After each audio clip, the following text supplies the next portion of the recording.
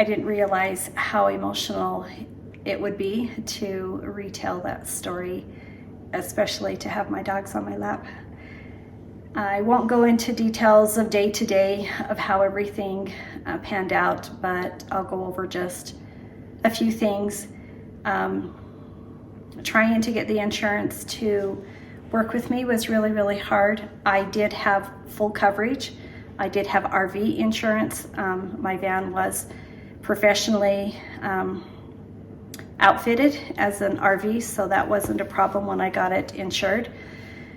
But from my experience, insurance is, I guess I could just say, a scam in my eyes. Health insurance, automobile insurance, it doesn't matter. They want their money and they want it on time. But when it comes time to getting help, a lot of times they skirt through and make it really difficult. So for an example, my insurance company, when I was assigned a caseworker, she informed me that I needed to go over to my van where it had been towed, and I needed to empty it, the entire van, and she said, make sure that you take anything of value. Now, she could not tell me what she meant by that, but she just said very strongly, get anything of value. And I'll go into why she had said that later, what I found out. Still at this point, they had not gotten me a car. I still did not have any transportation. They didn't pay for my night. And I even reiterated that to her. I said, my immediate needs are not being taken care of. I says, I needed lodging and I needed a vehicle, and that wasn't taken care of. And she says, we're working on it. And I thought in my mind, well, what do I do in the process? So there was a couple who had seen the fire, and they were camp hosts in Waldport, and they offered that if I needed anything that I could give them a call. So they gave me their cell phone number, and I called them the next morning, and I said, I need to get to my van and I need to empty it. I'm working on getting a rental car, but could you guys at least just get me to my van?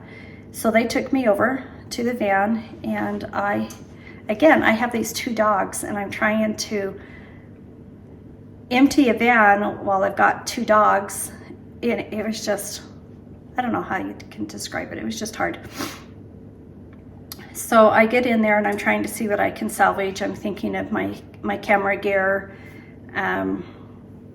clothing, things like that. Started opening up the fridge and realized I can't take any of my food there because it's now smoke inhalated. It's not safe to eat. I thought about my pantry. Oh, everything's in plastic. It's probably going to be just fine. As in plastic, I mean these containers that my food is in. And I, for some reason, thought, oh, it'll be okay, because I even still had, as an example, if I have packages like this, I actually put them inside a container like this, and I have it closed up, so I thought everything was going to be fine. So my mind, I was getting all of that stuff, trying to figure out how I was going to gather up all of it. I didn't realize when she said get everything of value that she literally meant my leather seat covers, anything like that. I was just thinking of stuff that is personal items of mine, not things of the van. And so I was still on the phone with her. I was still trying to get her to figure out how I'm supposed to get all of this stuff. So I get on, I hang up with her, I start working again, and then I get back on the phone and I says, okay, I'm gathering things up. Do you have a rental car for me yet? And she said, our main concern is that you get everything out of the van, and then we're going to get you a plane ticket and you'll fly out of Portland to head back to Utah. And I said, ma'am, do you understand what you're saying? You want me to take everything that's of worth out of an entire RV. So we're talking like a home, right? I says, how am I supposed to take all of that and 2 dogs and fly home back to Utah? I said, I really need you to get me an RV. Sorry, not an RV.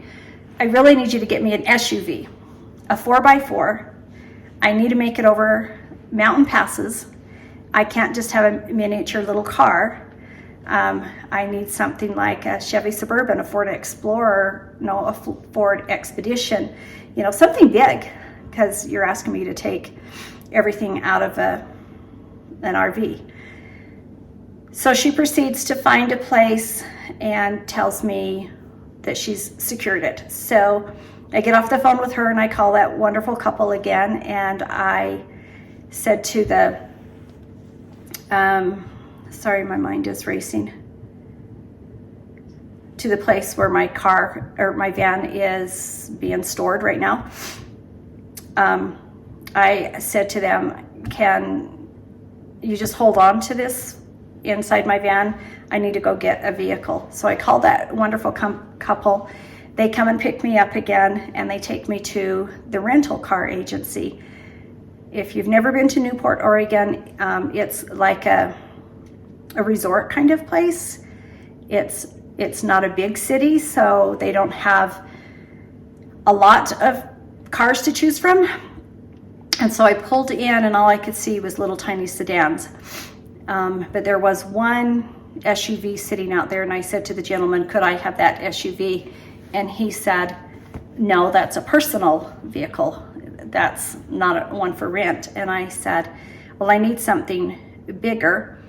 And then I seen a Range Rover out there, and I said, could I get that? And he says, well, your insurance doesn't cover that. So I had to get back on the phone with my insurance agent, which you have to leave a message, and then she calls you back. And so I'm sitting here with my 2 dogs because the nice couple have dropped me off, and I have to wait. The insurance doesn't call back right away. The agent at the car rental says, I need to go to lunch. And I says, well, I'm sorry, I'm stranded here. There's nothing I can do. So anyway, he misses his lunch. He wasn't happy about that. My insurance agent finally calls me back, and she said, I'll go ahead and up and get that car for you, as in up my daily rate. So we finally get to that. I get the Range Rover, and I head back to the RV, and we will continue in a little bit. So I get the rental vehicle, and I head back to the RV, and I proceed to unload it, try to winterize it, because in my mind, it's not damaged enough that they are going to salvage it. What is the word? Total it. So I'm doing everything I can to try to preserve my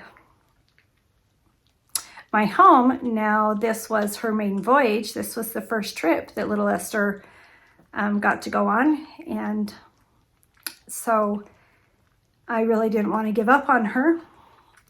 So I proceeded to winterize her, to get everything I could shoved into this Range Rover, which wasn't very big. It was a Discovery, so it was one of their smaller vehicles, but at least it was 4-wheel drive.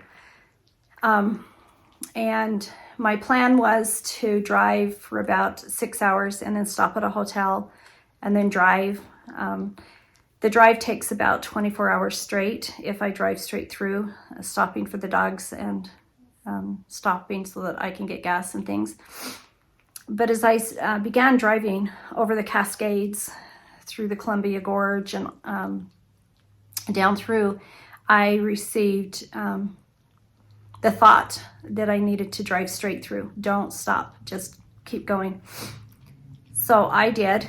I made it to northern Utah, the Utah border, at a rest area. And I pulled over. I kept the vehicle running. And ice lap for a little bit, and then I proceeded to continue. So from the border to where I live was another 6 hours that I needed to drive. So I drove 6 more hours. So it was about 4 o'clock in the morning when I stopped to sleep, and then I drove 6 more hours to get all the way home. I got home.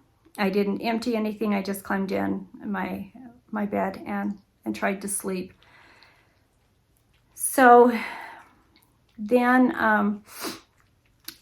I don't know my time frame, but anyway, then I had to unload the SUV into my garage, which was very emotional at that point too, knowing that everything that I had packed was now of no use because I didn't have an RV to put it in.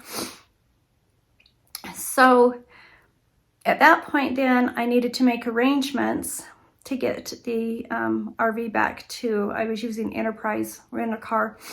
You know, I live in a small area and there isn't a rental agency here at all. There's U-Haul, but that's all there is. And in Newport, there wasn't U-Haul, so I couldn't use a U-Haul. So I had to find somebody that could give me a ride or could actually follow me to the nearest town, which is 2 hours away from me.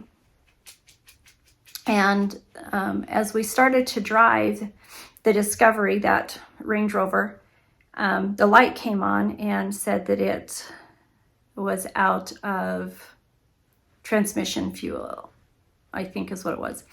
Anyway, so I immediately stopped. Long story short, the car had to be parked for 3 days while we waited to try to get the help that I needed for the vehicle. Finally, all of the help came. That same individual followed me out to the rental place. I returned it and I got back home. So where am I going with all of this? What did I gain? What have I learned? It's been a year. And what can I help you with?